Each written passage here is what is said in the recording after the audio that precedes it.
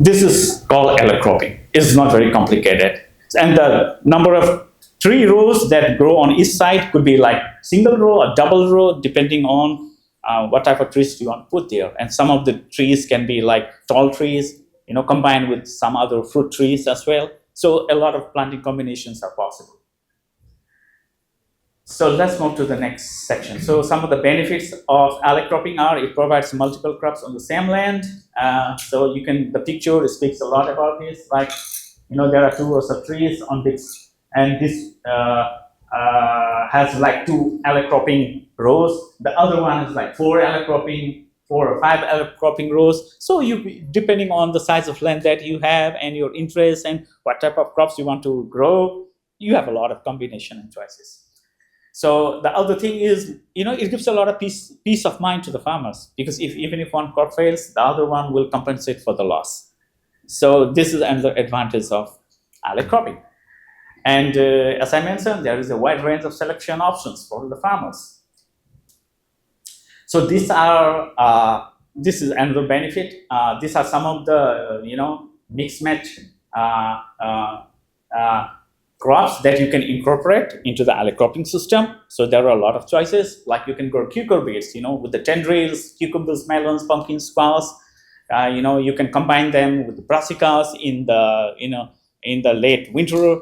Those prefer a little bit cool climate. And the nightshades like tomatoes, pepper, eggplants, the garlics, the alliums, the onions, the root crops, the sweet potatoes, cassava, yam, and from the carrot family, like, all of us like dill, parsnip, parsley, carrots. You can combine also some of the grains and cereals if you wish, and some of the crops from the Malvaceae family, like okra and cotton, also you can combine if you wish, and some of the artichokes and lettuce, and most importantly, you can combine legumes, because it helps fix atmospheric nitrogen, as Dr. Karki has also mentioned in our previous presentation. That is very important, because you need more nitrogen free, which is there 78% in the atmosphere. You want to fix that, rather than purchasing every time from the market and spending a lot of hard on money into the market. You can fix it. The biology helps to fix it in the soil. So you can capitalize that availability that is provided by Mother Nature. At the same time, you can also combine a lot of perennials like asparagus, globe artichoke, which is, you get in the farmers market, sometimes in the shop, in the big one, the globe artichoke, radicchio, which is getting more popular these days, rhubarb, and Malabar spinach. How many of you know about Malabar spinach? It's a very green, it's very tasty, it's a fluffy type. So you can combine those things as well as perennials, because once you grow them, you don't have to do it every year. They just come up, next year. So these are some of the benefits and some of the advantages of cropping, growing crops in between the trees. Yeah. So next slide. So these are some of the challenges. Some of the challenges for cropping and silvopasture are very much similar. So I'll not go into more details given the time. Okay. So, but I just reflect them in a very short. So when you have like trees and crops together, there is a lot of competition from sunlight, water, and nutrients. So this has to be managed efficiently. Sometimes you need to manage the crop canopy so that they don't overshade the crops in between. So this is one challenge. The cost of seeds, seedlings, and saplings is another challenge, So you need to have some budget for procuring this thing. And also you need a lot of time, labor, and, a lot of brainstorming regarding what type of species is best in my area. So some sort of work is needed. So these are some challenges to navigate. The other challenges could be regular supervision and management. Since you have a lot of different crops on one piece of land, the annuals and the trees, so you need to regularly monitor and supervise your field, because a lot of things are growing there. Some needs to be harvested, some needs to be replanted, so you have to constantly visit your farm and supervise it. So this is another challenge. The other challenge could be like disease and pests, because the trees harbor different type of pests and diseases aside from the annual crops. So you have to be careful on, if there is some disease, you have to just rogue out and throw that thing so that it will not spread. So these are some challenges when you do alley cropping. And also it needs a long-term planning, because you are planning for like 10, 20 years down the road, with alley cropping, because you choose and you make up your mind already that, okay, I'm doing alley cropping. So that means I'm growing a lot of, annual crops, cash crops in between the row of trees. So you cannot just plant for 1 or 2 years. You need at least a couple of years of planning and stick to that planning. Yeah. So these are some of the challenges. Are you going to talk about what kind of trees? I'll come to that. Yeah. In my later slides. Yes. I'll come to that. Thank you for that question and query. So the third type of practice that is being incentivized is the windbreaks. Okay. So windbreaks are living barriers in the form of trees, shrubs, bushes, whatever they may be.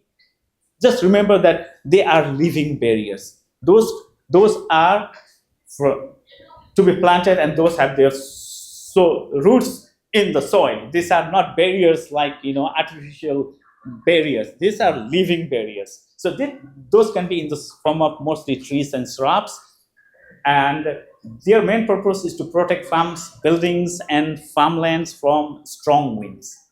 And windbreaks can be designed for multiple purposes: for screening, for protecting cropland, farmsteads, and also associated barns and homesteads and infrastructure. So it has a lot of different functions. So one of the benefits is it protects crops, barns, and homesteads. You can see the picture here. This windbreak is put in square or rectangular form, on the two sides, and when the wind blows from that direction, the trees, that it protects the farmland and the barn. So it also provides habitat for biodiversity of insects, birds, and wild animals. So when you have trees, the trees will have the habitat for these things to survive and be there. So those biodiversity are also very important. And the other benefit is it prevents dust storm. So how many of you are familiar with the great, the big dust bowl of the US? That happened in the decades of the 1930s. There's a lot of history to that. If you just go to the YouTube, there are so many interesting facts about the big dust bowl event. And sometimes those are very emotional, because a lot of family farms have been lost. People have been driven out because their farms are being lost over time because of the dust bowl. So one of the benefits of windbreak is it helps prevent dust bowls and storms. The other is it protects from dust particles, pollutions, some pesticide drift also, and some snow. Because if you see this picture on the right bottom, say for example, some big farming is going on this other side, and they're spraying some pesticides and herbicides, and your farm is this one, say for example. So these trees will prevent the drift of that chemical coming into your place. So it is beneficial, right? And it also provides some shade, and the snow also might, if the snow is coming in a slanting direction, it will also prevent the snow from coming into your farmland. So this is another advantage. And at the same time, it provides shelter, shade, and privacy. The other benefits of windbreaks are the challenges now. Let's come to the challenges. Selecting the right trees and shrub species is a challenge in windbreaks, because you have to combine the different trees because they have to be effective windbreaks. The wind should be prevented from destroying your farm and property. So that's the main purpose of windbreaks. So you have to combine the different types of forages and trees together in such a way that it enables to do that function of preventing strong winds from doing harm to your farmland. So this is one challenge. And some trees and shrubs may not be compatible, so we have to choose which ones are compatible. So this needs some advice from experts who know it. So you have to navigate through these challenges. The another thing, in the early stages of windbreak establishment is the weed competition. So you have to take care of the weeds, especially in the early stages. And at the same time, you have to also protect the trees, during the early stages from being, eaten by the grazing livestock. because once they are tall, then the grazing livestock might not be able to do a lot of harm. But when they are small, they are more susceptible to being damaged. So this is another challenge. So another is, so this is the one, the windbreak you see on the top picture. There are some trees on the other side, some bushes and some shrubs. So you always need to combine multiple trees. Not only one species. So this is one plant that you need to do. Okay. So other is like diseases and pests, and that needs to be taken care of, and the high initial cost of ongoing labor, that is another challenge for windbreaks. So these are some of the, you mentioned about, some of the varieties of, I'll go one by one, but in brief, okay, these are some of the fruit trees that can be incorporated into Southeast US. I did some research and put, some of the varieties of like different fruits, for example, apple, apricot, cherry, orange, alongside other fruits here, and these are some of the varieties. Considering the time, I will not go into all of this detail, but this one is already provided in your slide. So and if you need more information, I'm here. So these are other like the varieties of different fruit trees that can be grown in the Southeast United States. So you can consider these things too. And these are some berries and shrubs. Starting all the way from blackberry, blueberry, chokeberry, elderberry, honeyberry, raspberry, and these are some of the varieties that are preferable in the Southeast. And these are some trees with nuts. These are some varieties.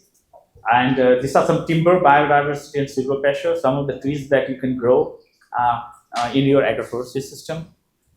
And these are other different type of trees, you can consider growing in your area. And the same different other type of trees, so there are a lot of different species that you can choose from. And these are some forages for silvopasture, like some warm season perennial grasses and some of the suitable companions that go alongside with it. The same with warm season annual grasses and suitable companion.